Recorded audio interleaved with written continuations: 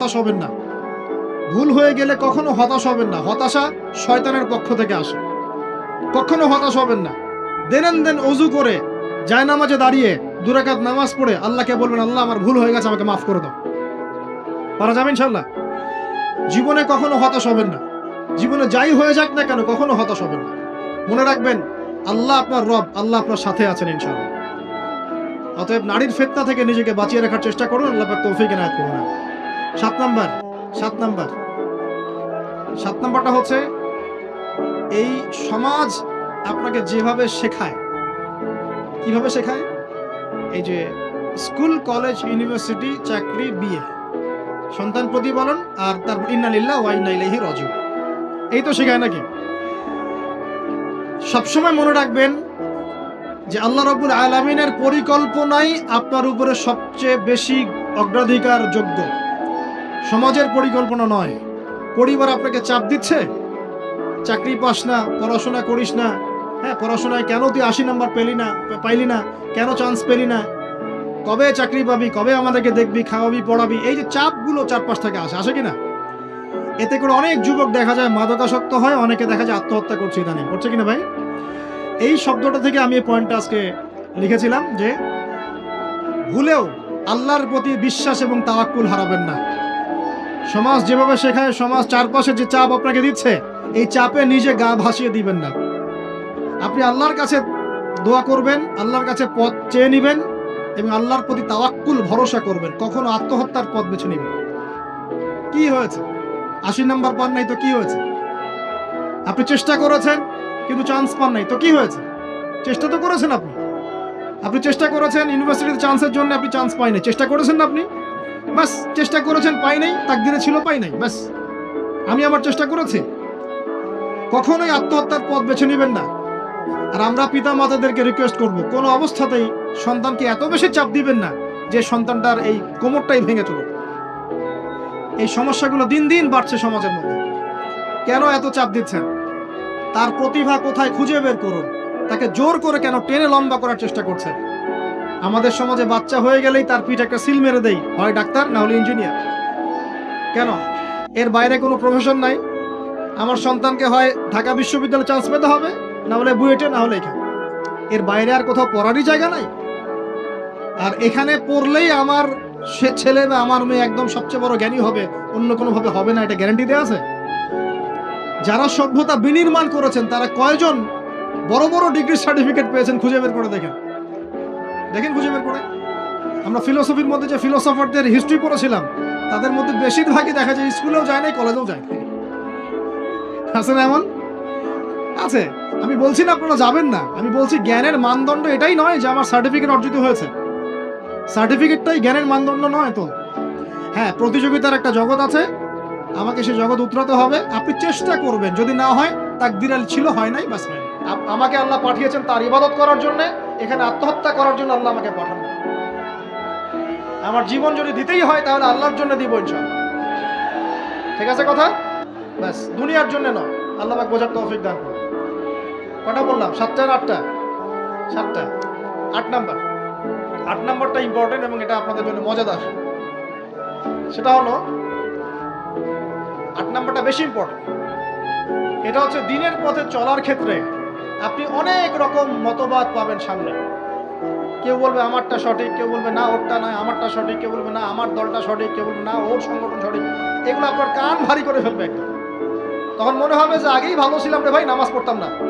এখন নামাজ পড়া শুরু করে দেখলাম যে আরে হাতটা বাঁধবো কোথায়, এটাই তো ফিক্স করতে পারতেছি না। আর আমার কিছু তো অভিজ্ঞতা আছে ভাই, নাকি ভাই? ওর আলোকে একটা কথা বল, সেটা হলো সমাজে কিছু ইখতিলাফি মাসআলা আছে, এই মাসআলাগুলো কানেও ঢুকাবেন না। আপনি ইবাদতের মধ্য দিয়ে আল্লাহকে পাওয়ার চেষ্টা করুন। এবং চিরায়ত একটা ইসলাম আমরা ফলো করছি না? এই ইসলামের মধ্যে এমন কিছু নাই যেটা আপনাকে জাহান্নামে নিয়ে যাবে, এমন কিছু নাই। হ্যাঁ, প্রত্যেকটা ঘরানার মধ্যে কিছু বিভ্রান্ত মানুষ থাকতে পারে। এমন কিছু মানুষ এমন আমল করছে যে আমলটা হয়তো কোরআন এবং হাদিসে নাই। এটা তার সমস্যা, কোরআন সুন্নাহর সমস্যা নয়। কথা বুঝতে পারছেন? এটা তার সমস্যা। সেই বেদাতটা করছে, সেই শিরকটা করছে। তার মানে এই নয় যে কোরআন হাদিস আমাকে শিরক শিখিয়েছে, বেদাত শিখিয়েছে। কোরআন এবং হাদিসে যেটা আছে এটা সুন্দর এবং এটা চিরায়ত একটা ক্লাসিক্যাল ইসলাম আমাদের কন্টিনেন্টে আছে, বাংলাদেশেও আছে। এখানে থাকলে আপনি বিভ্রান্ত হবেন না ইনশাআল্লাহ তাআলা। বরেণ্য ওলামায়ে কেরামদের কাছে গিয়ে অন্তত একজন হকপন্থী আলেমের সাথে পরামর্শ করে আপনি আমল করার চেষ্টা করুন। আর যে বিষয়গুলো নিয়ে ইখতিলাফ আছে এগুলো নিয়ে সমাজে মতপার্থক্য সৃষ্টি করে সমাজটাকে বিভক্ত করতে যায় না। আল্লাহর ওয়াস্তে মসজিদ ভাগ করতে যায় না, সমাজকে ভাগ করতে যায় না। জাতিগত ঐক্যটা রক্ষা করেন, আল্লাহ পাক বোঝার তৌফিক দেন। আর যদি মানুষের মধ্যে খারাপ কিছু দেখি, ওই খারাপ কিছু বিষয়টা আমি এড়িয়ে যাবো ইনশাআল্লাহ। আর কোনটা ভালো কোনটা খারাপ আমি বুঝবো কিভাবে? আমি 10 জন আলেমের সাথে পরামর্শ করবো, বাস। আমি এত বড় আলেম নই, তাহলে আমি 10 জন আলেমের সাথে পরামর্শ করবো যে হুজুর এই বিষয়টা চলছে, এটা সম্পর্কে আসলে বিষয়টা কি। একটা ঘরানার দিকে কখনো আপনি সাম্প্রদায়িকভাবে বায়াসড হয়ে যাবেন না। আপনি আপনার চিন্তাটাকে লিবারেল রাখবেন, হকটা যেখানে পাবো সেটা নিব ইনশাআল্লাহ।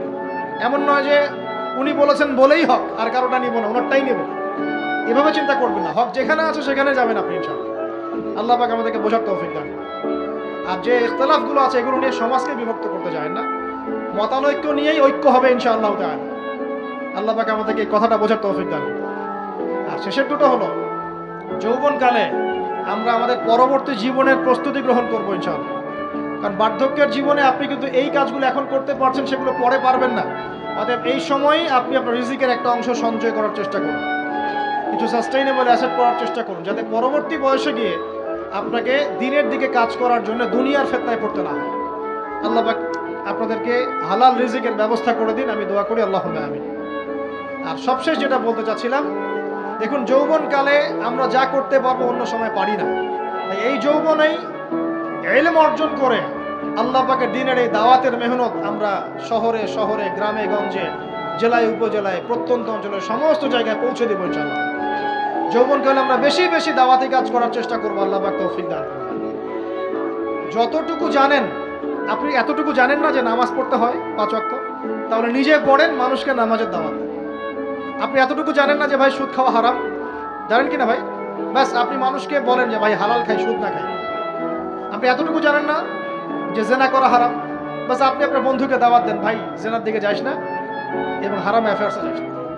যতটুকু জানেন অতটুকু মানুষের কাছে পৌঁছে দেন, আল্লাহ পাক তৌফিক দান। যুবক ভাইদেরকে আমি এই 10টা নসিহত করলাম আছে, এই নসিহতগুলো একটু মেনে চলেন, যৌবনটা সুন্দর হবে ইনশাআল্লাহ। এছাড়া আর অনেক নসিহত আছে, এগুলো ওই যে বইগুলোর নাম বলে দিয়েছি, আল্লামা তাকি উসমানী হুজুরের যে বইগুলো, এগুলো পড়েন, ইনশাআল্লাহ দেখবেন আরো অনেক হেদায়েত আপনি পাবেন। মোটা দাগে কথা হচ্ছে ইলম অর্জন করতে হবে। রাজি আছে কিনা ভাই? রাজি আছে কিনা বলেন? ইলম অনুযায়ী আমল বাড়িয়ে দিব, রাজি আছে কিনা? হকপন্থী ওলামায়ে কেরামের সাথে পরামর্শ করে চলবো, রাজি আছে কিনা? আমরা যৌবনকালে হালাল রিজিক অন্বেষণের চেষ্টা করব, রাজি আছে কিনা? যৌবনের সময়কে বিন্যাস করে চলবো, এলোমেলো জীবনযাপন করব না, রাজি আছে কিনা? নারীদের ফিতনা থেকে বেঁচে থাকার চেষ্টা করব, রাজি আছে কিনা? আগামী দিনের জন্য, ইসলামকে এগিয়ে নেওয়ার জন্য দাওয়াতের মেহনত করব, রাজি আছে কিনা? আচ্ছা, এখন আসেন, এগুলো আমাদের করণীয় ছিল, আমাদের যুবকরা এখন করছে কি সেটা শুনুন। আমাদের যুবকরা এখন কিশোর গ্যাং করছে, কিশোর গ্যাং কি করছে? আপনাদের পরিবারের কর্তা যারা আছেন তাদেরকে আমি একটু রিকোয়েস্ট করবো, আপনার সন্তানের দিকে খেয়াল রাখেন। আপনার সন্তানকে যত ছোট মনে করছেন, আপনার সন্তান এখন এত ছোট নয়। কিশোর বয়সে সে এমন পাপও করে ফেলেছে যা আপনি এখনো করেন নাই। কিশোর বয়সে এমন এমন পাপ করা তার শেষ যা আপনি এখনো চিন্তাও করতে পারেন না। অতএব সন্তানকে শুধু গায়ে গতরে বড় করলে হয় না। আমরা যে সন্তানকে মানুষ করার জন্য নিজের ঘাম ঝেড়ে দিচ্ছি, মানুষ করার অর্থ হচ্ছে ওর আত্মাটাকে গড়ে তোলা, দেহটাকে গড়ে তোলা নয়, তার আত্মাটাকে গড়ে তুলুন। সন্তান দিকে খেয়াল রাখেন। ঢাকা শহরে কিশোর গ্যাংয়ের দৌরত্ব টেকা যাচ্ছে না, রাস্তাঘাটে ছিনতাই করছে, মাদক সেবন করছে, মানুষের সম্পদ মোবাইল ধূপ করে কেড়ে নিয়ে দৌড় দিচ্ছে, এক গ্যাং আরেক গ্যাংয়ের সাথে মারামারি করছে। এগুলো শিখছে কোত্থেকে? এগুলো শিখছে আপনার ওই যে অপসংস্কৃতি দেখে দেখে। পশ্চিম থেকে, আমাদের পার্শ্ববর্তী থেকে অনেক অপসংস্কৃতি ঢুকছে ভিতরে, ওটা দেখে দেখে দেখে দেখে শিখছে কি করতে হয় না। দুইটা গ্যাং তৈরি করছে এবং সিনেমাতে যেমন দেখানো হয় সে নিজেকে ওই রকম করে চিন্তা করা শুরু করছে। এই কনসেপ্টগুলো মানুষ পাচ্ছে কোথায়? নাটক সিনেমা থেকে পাচ্ছে। একটা দল ক্রিয়েট করেছে, সে সেই দলের নেতা হয়েছে, আরেক দল তাকে মারতে আসছে, সে আবার তাকে মারতে যাচ্ছে। এই যে জিনিসগুলো, এগুলো নাটক সিনেমায় দেখানো হচ্ছে না? যুবকরা শিখছে কোত্থেকে এগুলো? বাংলাদেশের মেয়েদেরকে একসময় শেখানো হয়েছে তুমি সুন্দর না, তুমি কি না, তাদের মনে ঢোকান তুমি সুন্দর না, আরো সুন্দর হতে চাও, আরো সুন্দর হতে চাও, এই ক্রিম মাখো সুন্দর হয়ে যাও। এই একটা কনসেপ্ট ঢুকিয়ে দিয়েছে মাথায়, তুমি সুন্দর না, তোমাকে আরো সুন্দর হতে হবে। আল্লাহ তোমাকে যে সৌন্দর্য দিয়েছেন এটা যথেষ্ট না, অন্যরা আরো অনেক বেশি সুন্দর, তুমি সুন্দর না, এই ক্রিম মাখো সুন্দর হবে। এই করতে করতে করতে ক্রিমের ব্যবসা শুরু হলো। বাণিজ্য, সবকিছুর পিছনে কি থাকে? বাণিজ্য, আর কিছু না। তারপর শুরু হলো যে পার্লার, অমুক ক্রিম তমুক ক্রিম, অমুক সোনো, এই সেই, বাস মেয়েরা পাগল হয়ে গেল। বাস নতুন নতুন আমরা আমাদের সংস্কৃতি ধারণ করে যে কাপড় চোপড়গুলো পরি, কিছু মানুষ শেখালো এর চেয়ে এই ফ্যাশনটা ভালো, এটা পরো। বাস ঈদে ঈদে নতুন নতুন ফ্যাশন আসা শুরু করলো। আর পাঞ্জাবি পায়জামা পরা তো আমাদের বাপদাদাদেরই সুন্নাত, এটা বাঙালিদেরই সুন্নাত। সব বাদ দিয়ে এখন আমরা কি শুরু করছি দেখেন তো। এগুলো কিন্তু মিডিয়া দিয়ে আপনাদেরকে ঢোকানো হয়, মিডিয়া থ্রু দিয়ে। আমরা দেখছি এখন যুবকরা, বহু যুবক মাদকাসক্ত হয়ে যাচ্ছেন, হচ্ছেন কিনা? কিসের এত হতাশা ভাই? কি হয়েছে? আপনার গার্লফ্রেন্ড আপনাকে ছেড়ে চলে গেছে? তা গেছে না হয়তো, কি হয়েছে? কি হয়েছে? গার্লফ্রেন্ড ছেড়ে চলে গেছে তো কি হয়েছে? আল্লাহ পাকের জমিনে কি মেয়ের অভাব নাকি? নবীজি বলেছেন শেষ জামানায় মেয়েদের সংখ্যা বাড়বে, ছেলেদের সংখ্যা কমবে। কমছে কিনা ছেলেদের সংখ্যা? এখন হয়তো এভারেজ 100, 104, পরে দেখবেন আরো বেড়ে গেছে। শুধু আমেরিকার হিস্ট্রি ঘেটে দেখেন, ওখানে ছেলে মেয়ের অনুপাতটা কেমন। কমছে সব জায়গাতে, আরো সামনে কমবে। তো একজন গার্লফ্রেন্ড আপনাকে ছেলে চলে গেছে, বাস জীবনটা উৎসর্গ করে দিতে হবে তার জন্য? এখন কি ফেন্সিডিল, গাঁজা, ইয়াবা এগুলো সেবন করতে হবে? আপনাকে কে সৃষ্টি করেছেন ভাই? কি উদ্দেশ্যে? প্রথমে কি একটা বলেছে, কি উদ্দেশ্যে? আমাকে আল্লাহ পাঠিয়েছেন দুনিয়াতে নামাজ পড়তে, রোজা রাখতে, দিনের প্রচার করতে, দিনের জ্ঞান অর্জন করতে, এই তো। তা আমি একজন মেয়ের জন্য জীবন নষ্ট করে দিব কেন? আমি তাহলে আল্লাহর কাছে কি মুখ দেখাবো, আর নবীর কাছে কি মুখ দেখাবো? ওখানে গিয়ে বলবো আল্লাহ আমি আমার অমুক প্রেমিকার জন্য আশেক হয়ে একদম জীবন দিয়ে দিয়েছি, আত্মহত্যা করেছি? গেছে ভাই, যাইতে দেন। যে ব্যক্তি আপনার অবস্থানকে মূল্যায়ন করে নাই, সে আপনার যোগ্য ছিল না। এখন আপনি কি করবেন? নিজের অবস্থান উন্নত করেন, আপনার পিছনে লাইন ধরে ঘুরবে ইনশাআল্লাহ। এটাই বাস্তবতা। দুনিয়া খুব খারাপ জিনিস। মানুষ মানুষের অবস্থানকে মূল্যায়ন করে, মানুষ মানুষের অবস্থানকেই মূল্যায়ন করে, কিন্তু আল্লাহ রাব্বুল আলামিন আপনাকে সর্বাবস্থায় ভালোবাসেন। আলহামদুলিল্লাহ। এই যে আমরা এখন অনেক পাপ করছি না, আল্লাহ কি আমাদেরকে আযাব দিয়ে ধ্বংস করে দিয়েছেন? আল্লাহ পাক এখনো আমাদেরকে ভালোবাসেন, রহম করেন, অপেক্ষায়। আল্লাহ পাক অপেক্ষা করছেন কখন তওবা করবে, আমি তওবা কবুল করব। এই কখন আমার বান্দা খালি একবার বলে আস্তাগফিরুল্লাহ, আল্লাহ পাক সাথে সাথে মাফ করে দিবেন। সেই আল্লাহকে ভুলে আপনি কার পিছনে ছুটছেন? আমরা কিন্তু নিয়াত করতে পারি ভাই যে আমরা যারা ওয়াজ শুনলাম জীবনে কোনোদিন সিগারেটে হাত দিব না ইনশাআল্লাহ। রাজি আছি ভাই? অন্য বড় বড় জিনিস তো বহুত দূরের কথা। আচ্ছা, অনেকে রাজি হয় নাই কেন?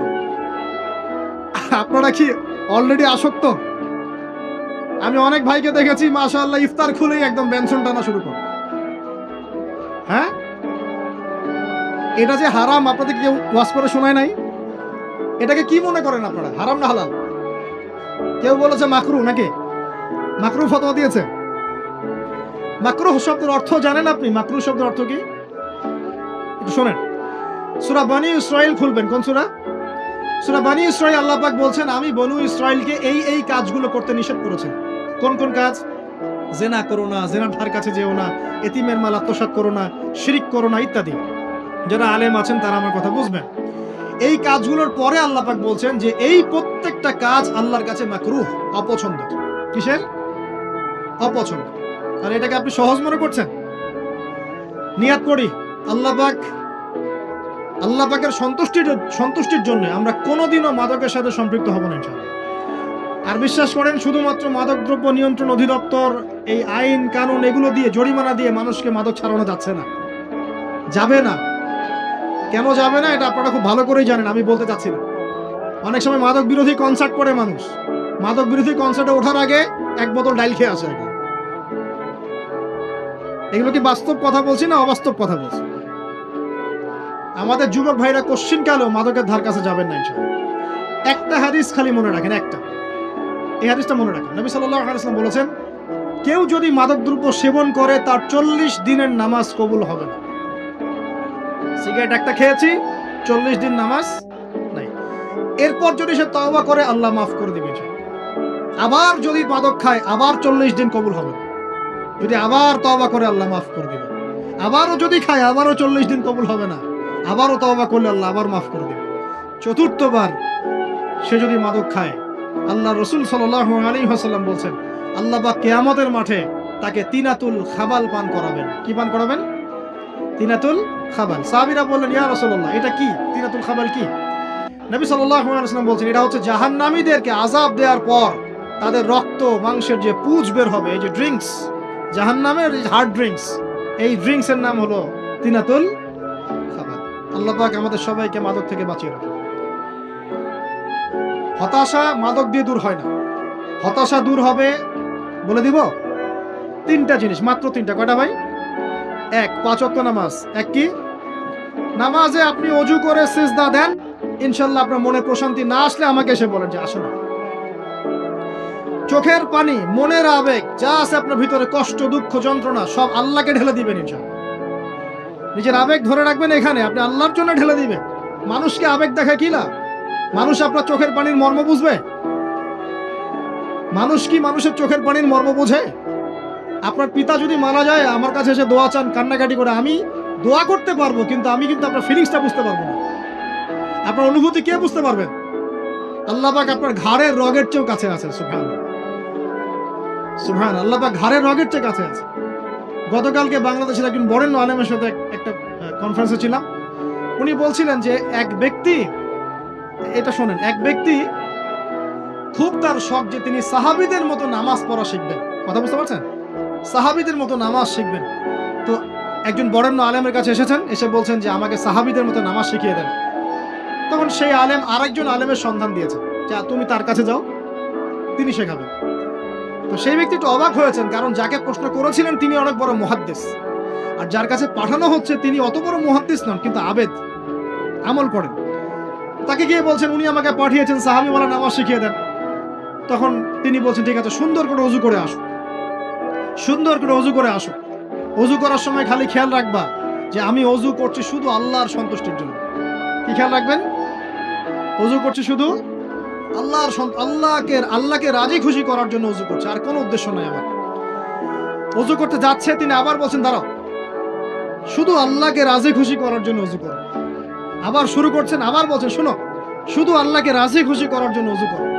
এভাবে বলতেই আছেন, নামাজে দাঁড়িয়ে আছেন, দাঁড়ানোর আগে বলছেন শোনো, শুধু আল্লাহকে রাজি খুশি করার জন্য নামাজ পড়ো।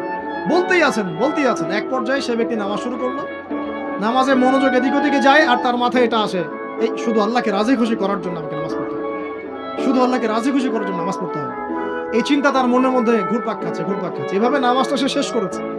শেষ করে চিন্তা করছে যে নামাজ তো পুরোপুরি মনোযোগ দিতে পারলাম না, বারবার মাথার মধ্যে এরকম চিন্তা আসছে, আল্লাহ আমাকে তুমি মাফ করে দাও, নামাজটা আমার মনে হলো না ঠিক মতো। তখন সে ফিরে এসে তার সে ওস্তাদকে বলছেন, আমার তো নামাজ এরকম এরকম করে পড়লাম, কিন্তু শেষমেশ মনে হলো যে নামাজটা হয়তো কবুল হয় নাই, আল্লাহর কাছে খুব মাফ চাইলাম, আল্লাহ আমাকে মাফ করে দাও, নামাজটা মনে হলো না। তখন সেই যে প্রথম ব্যক্তি যিনি পাঠিয়েছেন তিনি বলছেন, এটাই হলো সাহাবীওয়ালা নামাজ। তারা আল্লাহকে রাজি খুশি করার জন্য নামাজ পড়তেন, নামাজ শেষ করে আল্লাহর কাছে ইস্তেগফার করতেন, আল্লাহ কিছুই হলো না, কিছুই হলো।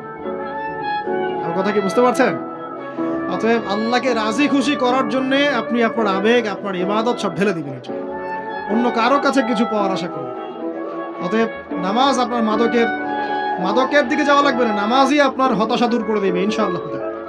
2 নাম্বার আমল হচ্ছে কোরআন তেলাওয়াত। যে ব্যক্তি কোরআন তেলাওয়াত করতে পারে নিয়মিত, তার মনের মধ্যে এই হতাশা, এই ভীরুতা, এই কাপুরুষতা কিচ্ছু আসবে না ইনশাআল্লাহ। আমি গ্যারান্টি দিচ্ছি আপনাকে, হতাশা আসবেই না আপনার মনে যদি আপনি কোরআন বুঝতে পারেন।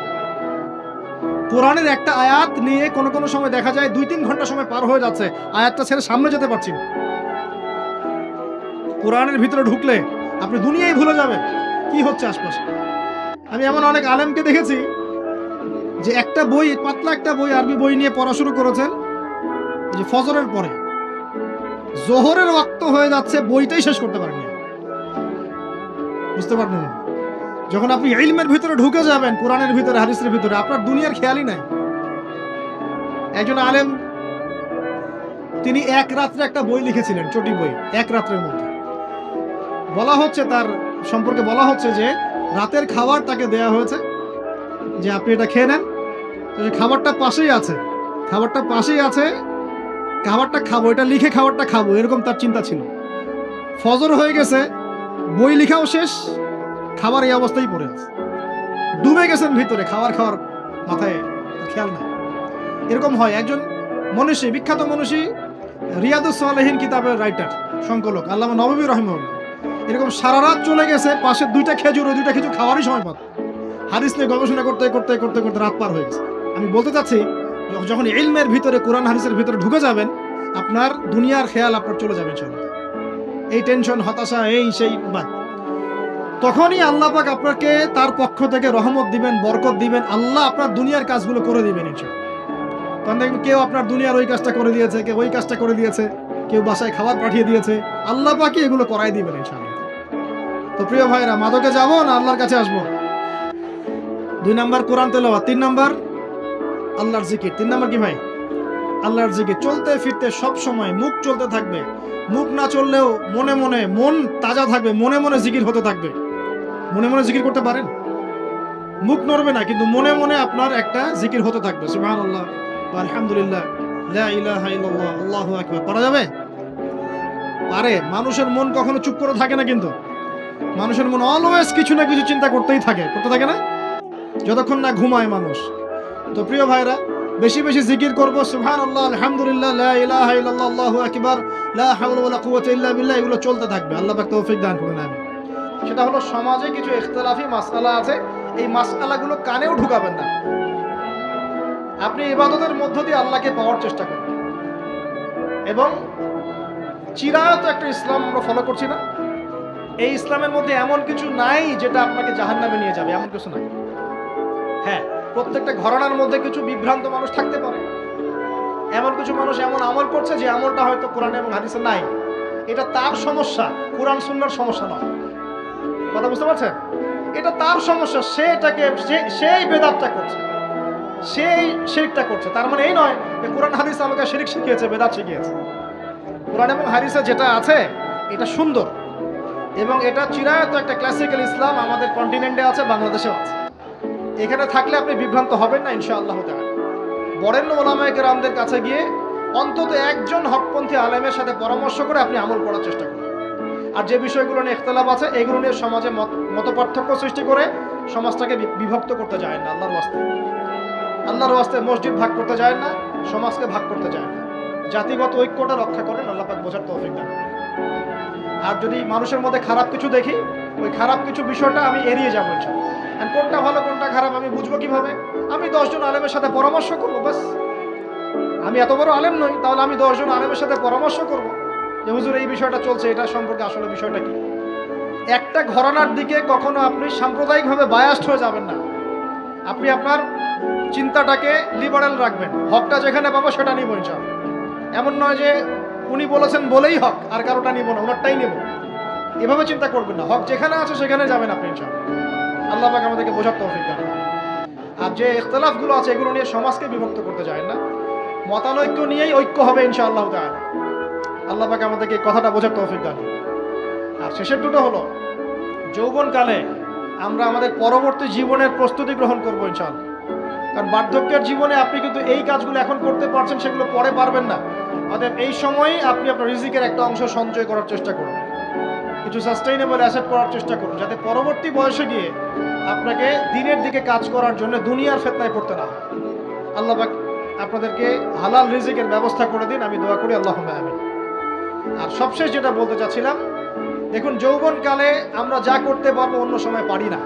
তাই এই যৌবনেই ইলম অর্জন করে আল্লাহ পাকের দ্বীনের এই দাওয়াতের মেহনত আমরা শহরে শহরে, গ্রামে গঞ্জে, জেলায় উপজেলায়, প্রত্যন্ত অঞ্চলের সমস্ত জায়গায় পৌঁছে দেবো ইনশাআল্লাহ। যৌবনকালে আমরা বেশি বেশি দাওয়াতি কাজ করার চেষ্টা করবো, আল্লাহ পাক তৌফিক দান করুন। যতটুকু জানেন, আপনি এতটুকু জানেন না যে নামাজ পড়তে হয় 5 ওয়াক্ত, তাহলে নিজে পড়েন, মানুষকে নামাজের দাওয়াত। আপনি এতটুকু জানেন না যে ভাই সুদ খাওয়া হারাম, জানেন কি না ভাই? ব্যাস আপনি মানুষকে বলেন যে ভাই হালাল খাই, সুদ না খাই। আপনি এতটুকু জানেন না যে জেনা করা হারাম, বাস আপনি আপনার বন্ধুকে দাওয়াত দেন, ভাই জেনার দিকে যাস না এবং হারাম অ্যাফেয়ার্সে যাস না। যতটুকু জানেন অতটুকু মানুষের কাছে পৌঁছে দেন। আল্লাহ পাক তৌফিক দান করুন। যুবক ভাইদেরকে আমি এই 10টা নসিহত করলাম আজকে। এই নসিহতগুলো একটু মেনে চলেন, যৌবনটা সুন্দর হবে ইনশাআল্লাহ। এছাড়া আর অনেক নসিহত আছে, এগুলো ওই যে বইগুলোর নাম বলে দিয়েছি, আল্লামা তাকি উসমানী হুজুরের যে বইগুলো, এগুলো পড়েন, ইনশাআল্লাহ দেখবেন আরো অনেক হেদায়েত আপনি পাবেন। মোটা দাগে কথা হচ্ছে ইলম অর্জন করতে হবে। রাজি আছে কিনা ভাই? রাজি আছে কিনা বলেন? ইলম অনুযায়ী আমল বাড়িয়ে দিব। রাজি আছে কিনা? হকপন্থী ওলামায়ে কেরামের সাথে পরামর্শ করে চলবো। রাজি আছে কিনা? আমরা যৌবনকালে হালাল রিজিক অন্বেষণের চেষ্টা করব। রাজি আছে কিনা? যৌবনের সময়কে বিন্যাস করে চলবো, এলোমেলো জীবন যাপন করব না। রাজি আছে কিনা? নারীদের ফিতনা থেকে বেঁচে থাকার চেষ্টা করব। রাজি আছে কিনা? আগামী দিনের জন্য, ইসলামকে এগিয়ে নেওয়ার জন্য দাওয়াতের মেহনত করব। রাজি আছে কিনা? আচ্ছা, এখন আসেন, এগুলো আমাদের করণীয় ছিল না, আমাদের যুবকরা এখন করছে কি সেটা শুনুন। আমাদের যুবকরা এখন কিশোর গ্যাং করছে। কিশোর গ্যাং কি করছে? আপনাদের পরিবারের কর্তা যারা আছেন তাদেরকে আমি একটু রিকোয়েস্ট করবো, আপনার সন্তানের দিকে খেয়াল রাখেন। আপনার সন্তানকে যত ছোট মনে করছেন, আপনার সন্তান এখন এত ছোট নয়। কিশোর বয়সে সে এমন পাপও করে ফেলেছে যা আপনি এখনো করেন নাই। কিশোর বয়সে এমন এমন পাপ করা তার শেষ যা আপনি এখনো চিন্তাও করতে পারেন না। অতএব সন্তানকে শুধু গায়ে গতরে বড় করলে হয় না। আমরা যে সন্তানকে মানুষ করার জন্য নিজের ঘাম ঝেড়ে দিচ্ছি, মানুষ করার অর্থ হচ্ছে ওর আত্মাটাকে গড়ে তোলা, দেহটাকে গড়ে তোলা নয়, তার আত্মাটাকে গড়ে তুলুন। সন্তান থেকে খেয়াল রাখেন।